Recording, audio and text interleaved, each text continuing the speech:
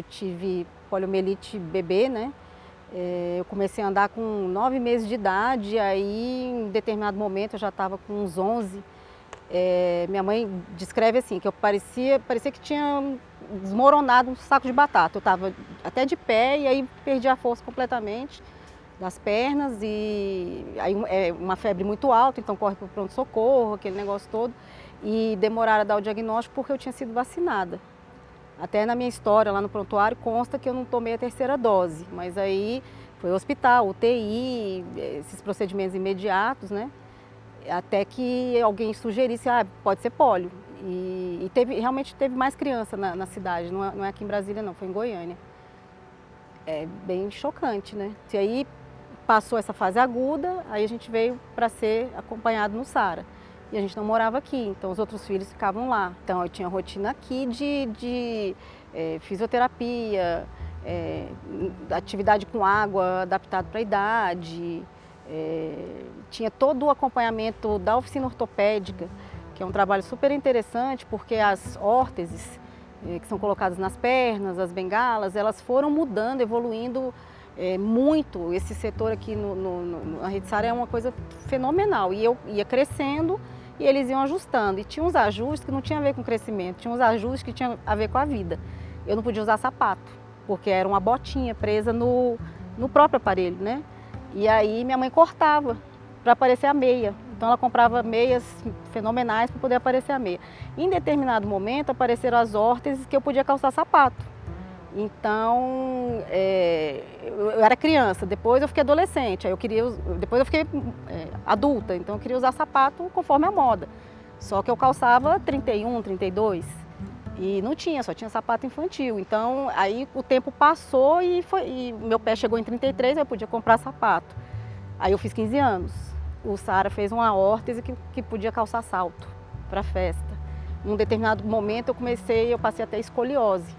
Porque como a musculatura não firma a coluna, e aí eu passei a precisar dos coletes, né? Não eram só as órteses das pernas, eram os coletes para alinhar a coluna. Eu tive e tenho uma vida extraordinária.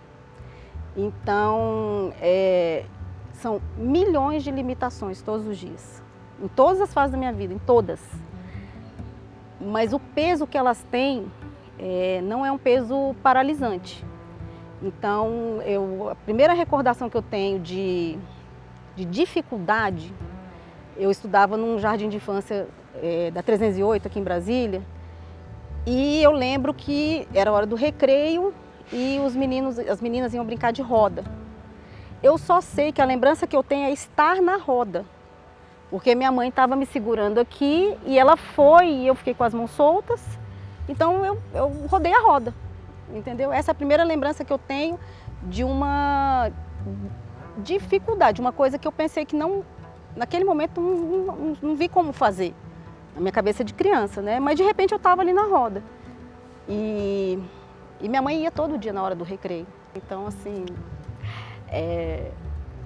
tinha os obstáculos, mas tinham as soluções ou não tinha solução também, porque tinha dia que não tinha jeito, né? Eu tenho uma vida extraordinária, não quer dizer que eu desejo para as pessoas que ela tenham uma doença como eu tive e fiquem com a sequela como eu tenho. Porque à medida que a vida muda, você com sequela de pólio também muda.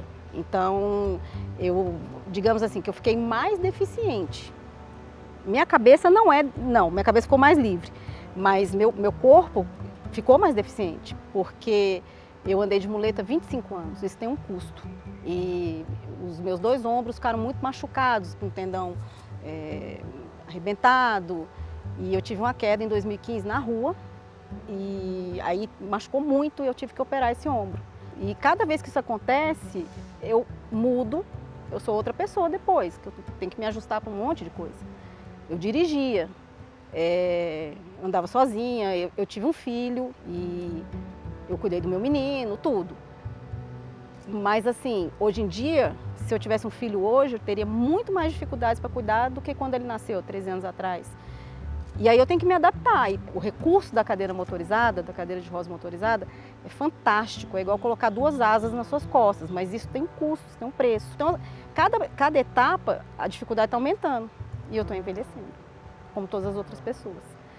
E aí tem todos os problemas que as outras pessoas têm, né? Tem menopausa, tem obesidade, tem tudo isso junto com um fator já que me coloca em uma dificuldade a mais, né? Então, claro que eu não desejo isso para ninguém, né? Então, assim, eu acho que é loucura. Eu tenho um filho, eu não teria coragem jamais de não... É muita ousadia sua, é uma roleta russa, né? Vou girar aqui, meu filho vai ou não vai ter doença, não vai ter poliomielite? Não tem sentido.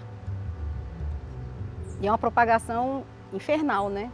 Uma pessoa como essa consegue convencer quantas de não fazer a mesma coisa, de fazer a mesma coisa, não vacinar, né? Não entendo isso, não consigo entender.